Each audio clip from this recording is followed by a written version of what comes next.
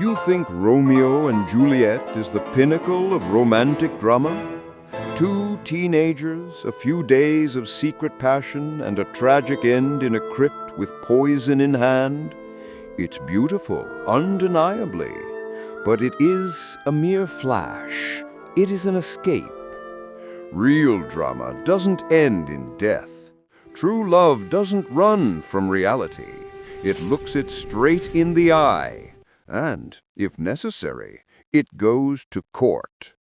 Forget Shakespeare's Verona. We are heading to Leipzig, mid-19th century. Meet Clara Wieck. She isn't even 20 yet, but Europe is already at her feet. She is not just a pianist, she is a superstar of her era.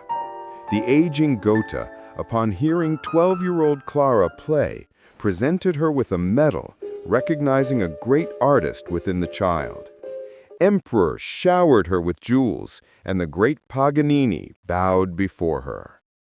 And there was Robert Schumann. Today, we know him as a genius of Romanticism. But back then, he was a failed pianist who had injured his hand and lost the ability to perform forever.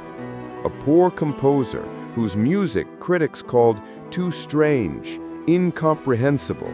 Standing between them wasn't an abstract clan feud, but one specific man of flesh and blood. Friedrich Wieck, Clara's father, a strict father. He was a tyrant and a brilliant manager. He created Clara.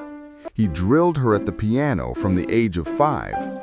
He turned her into a flawless machine for music and profit. She was his master project, his greatest investment, and he had no intention of handing over his capital to a penniless dreamer. When Robert asked for Clara's hand, Wieck didn't just say no, he declared a war of annihilation. He locked Clara in the house. He intercepted their letters. He threatened to cut her off from her inheritance, the very money she had earned herself through her concerts. He tried to convince her that Robert was worthless. But they didn't run away. Robert Schumann, this sensitive, vulnerable, melancholic man, did something no one expected of him. He went against the system. He took his fiancée's father to court. Can you imagine what a court trial was like in 1839? It was ugly. The process dragged on for over a year. Friedrich Wieck lost all sense of human decency. Right there in the courtroom, in front of the judges and the public, he screamed that Schumann was an alcoholic, that he was talentless, that he was incapable of supporting a family. Wieck tried to destroy Robert's reputation so the law would forbid the marriage.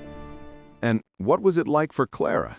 To choose between the father who made her great and the man who made her alive. But she chose life. In August 1840, the court issued its verdict. They won. The father lost. And here is where the most important part begins. Listen closely to the dates. Clara was born on September 13th. On September 13th, 1840, she was turning 21. On that day, under Saxon law, she would become a legal adult. Her father's power would end automatically. She would no longer need his permission. They could have simply waited, just one day. Waited out the storm, let the calendar do its work, and married quietly when her father no longer had a legal voice. It would have been easier, safer. But they scheduled the wedding for September 12th, exactly one day before her 21st birthday. Why? Why stand on such principle when victory was already in the hands of time? Because it was their manifesto. It was vital for them to marry not because Clara had simply aged out of her father's control. It was a matter of principle to marry by the court's decree. They wanted to show Wieck and the whole world, we are together not because you lost your power. We are together because we won the fight. We have vindicated our right. A wedding on the 12th signified the victory of their will. A wedding on the 13th would have been merely a victory of time. They refused to wait for handouts from fate. They seized their happiness by force while the prohibition still stood. September 12, 1840. The church in Schönefeld. The bride's father was not there that day, but something more important was. Robert was poor. He couldn't give Clara diamonds. That morning, before the altar, he handed her his wedding gift. A book of music, the song cycle Myrthen. Listen to the first song, Widmung, Dedication. It holds not a drop of the filth they went through, no shadow of courtrooms, no insults, no fear. There is only pure, absolute triumph.